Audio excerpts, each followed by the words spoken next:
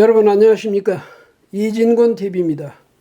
시사논평 이심전심 오늘 이야기 시작하겠습니다. 오늘은요, 지나치게 감싸면 정권 망친다, 이걸 주제로 해서 말씀드릴까 합니다.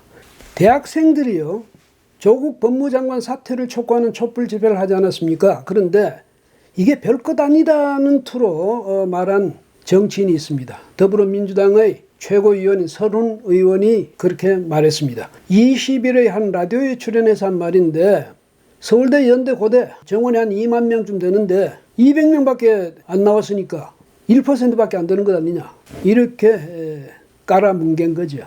대학생들 뜻이라고 할 수 있느냐? 1%인데 이런 이제 이야기를 하자는 건데, 이게 서른식의 상황인식법입니다. 몇 명 안 되면 뭐 그 대학생들 말 아니다. 그리고 5, 60대가 훨씬 많았다네요. 그걸 왜 강조하겠습니까? 5, 60대만 뭐 되게 오고 대학생들은 별로 없었으니까 이건 뭐 그렇게 심각하게 생각하지 않아도 된다, 이런 말 하고 싶은 것 아니겠습니까? 그런데요, 제가 알기로 이분이 올해 만 66세입니다. 2014년 그때가 10월 17일이었죠.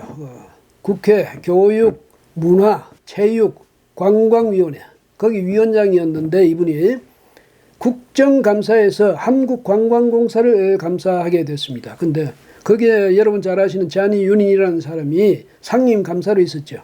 이제 사실은 상임감사로 임명됐을 때 여러 가지 말이 많았던 건 사실입니다만은, 어쨌든 이 감사를 향해서 서른 위원장이면서 뭐라고 이야기했냐면 이렇게 이야기합니다. 한국에서 정년은 60세 전후다. 정년이라는 제도를 왜 뒀겠느냐. 판단력이 떨어져 쉬게 하는 것이다. 냉정하게 봐서 저분, 그러니까 잔이윤을 가리키는 말이죠. 저분이 감사를 하는 불상사가 일어나면 안 되겠구나, 그런 느낌이 든다. 이렇게 말했다가 이제 물의를 일으켰습니다. 그런데 그것에서 그치지 않고 그 다음날 또 한 라디오에서 이렇게 이야기합니다. 79세면 쉬는 게 일반론이고 상식 아니냐. 맞는 말에 사과하라는 사람들이 오히려 사과를 해야 한다, 이렇게 주장을 했습니다. 5년 전이었으니까 61살 때였죠. 근데 5년 지나니까 벌써 66 아닙니까? 10년 후에는 몇 살 되죠?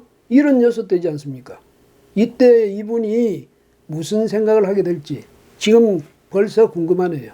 서 의원은 또 대학생들의 촛불 집회를 평가절하했을 뿐만 아니고 사회 정의를 바라는 전국 교수 모임, 정교모, 이분들의 19일 시국선언, 그리고 290개 대학의 3,396명에 이르는 서명 참여자들, 이 사람들에 대해서 또 공격을 가했어요. 왜 명단을 공개 안 하느냐, 이거죠. 근데 왜 명단 공개 안 하는지 서 의원이 몰라서 그랬겠습니까? 갑자기 수천 명이 몰려 들어가지고 이 서명란을 그냥 거기서 분탕질한 것 아닙니까? 회방을 놓은 거죠. 이상한 이름을 써가지고. 그게 뭐냐면 나중에 그게 공개됐을 때 국민들이 보니까 뭐 이름도 이상한 홍길동 뭐 이상한 이름을 해가지고 뭐 없는 대학 이름을 써가지고 들어온 사람이 수없이 많다면 국민들이 그 서명을 어떻게 하겠습니까? 이게 장난친 것도 아니다, 이렇게 국민이 붕괴할 것 아니겠습니까? 그걸 노려서 그렇게 들어온 거죠. 그러니까 이 주최 측에서는 할 수 없이 그거를 분류 작업을 해야 되는 것 아닙니까? 그것 때문에 당초에 그날 19일 날 공개하려다가 못했던 거고요. 27일로 공개 날짜를 미룬 겁니다. 그걸 서로 의원이 모르겠습니까? 뻔히 알면서 이러는 거죠. 그 회방했던 사람들이 이 정교모를 지지하는 사람들이겠습니까? 천만의 말씀이죠. 문 대통령을 지지하는 그런 사람들 중에 일부 아니겠습니까?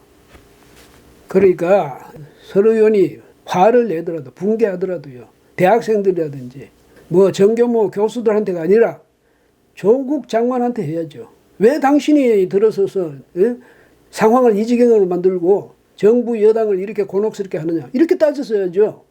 그리고 대통령에 대해서도 왜 이 사람을 말이지 굳이 임명해가지고 사태를 이 지경에 이르게 만들었냐, 이러면서 대통령한테도 따지고 들었어야죠. 서 의원은요, 사실은 설화를 일으켜가지고 징역형을 선고받은 전력이 있는 사람입니다. 누구보다도 말 조심을 해야 할 사람이죠. 자기 일을 벌써 잊어먹었습니까? 2002년 4월 19일에요. 그해 대통령 선거가 있지 않았습니까? 이회창 한나라당 총재, 그 다음에 민주당에서는 노무현 후보가 나왔죠. 근데 이 대선을 앞두고 이 사람이 그때 기자회견을 열어가지고 뭐라고 했냐면, 최규선이라는 사람이 이회창 총재하고 가까운 윤여준 의원을 통해서 20만 달러를 줬다. 그리고 이 총재는 윤 의원으로부터 그 돈을 전달받았다. 뿐만 아니고 이 총재에게 부인인 한인옥 여사는 서너 차례 최규선 씨와 만났다.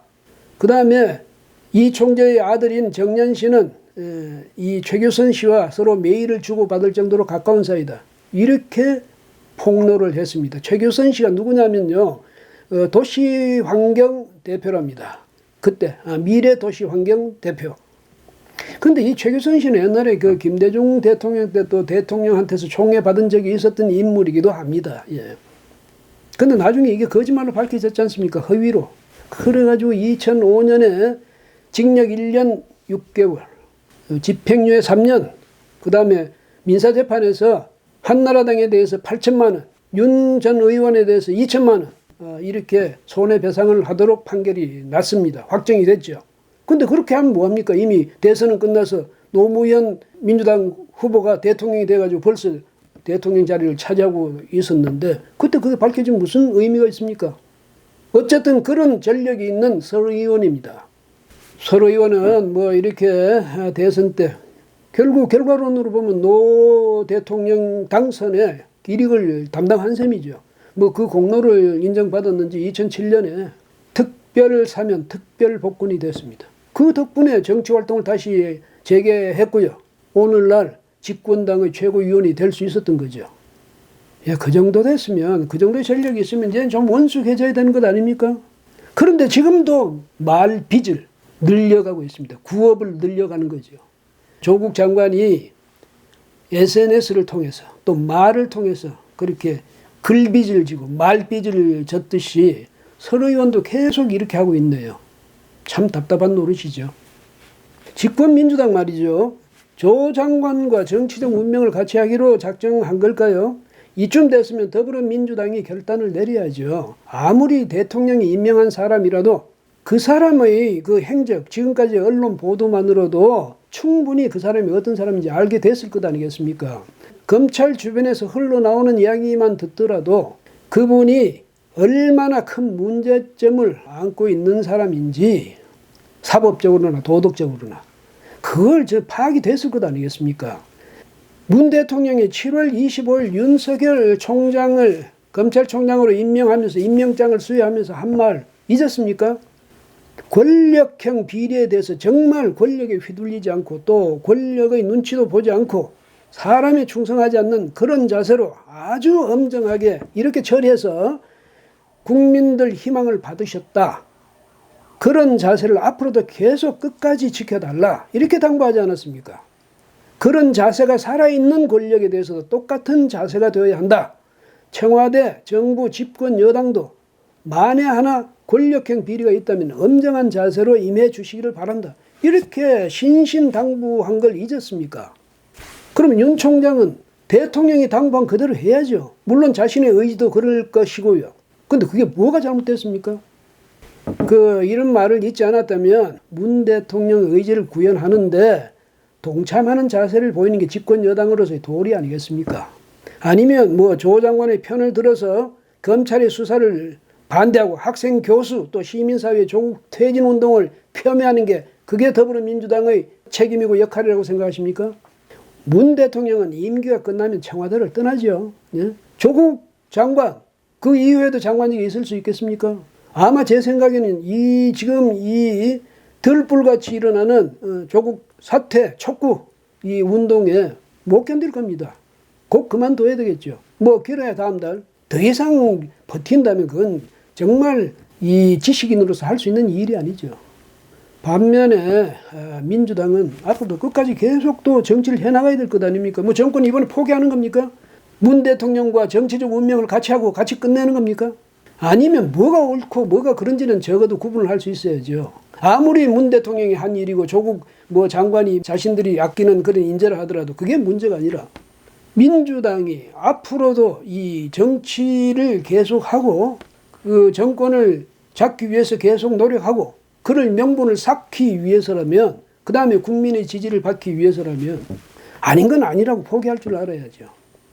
정부의 그 억지를 말이죠, 비호하기 위해서 명색이 집권당이 스스로 멍해를 지는 거, 그 희생 아닙니다. 뭐 남을 정의를 위한 희생 그런 게 아니에요. 어리석은 짓이지. 스스로 망치는 짓이죠. 지나친 충성 경쟁, 지나친 비호, 이거는 정권을 망치는 지름길이다. 이거 꼭 좀 명심하시기 바랍니다. 예. 오늘은 여기까지 하겠습니다. 고맙습니다.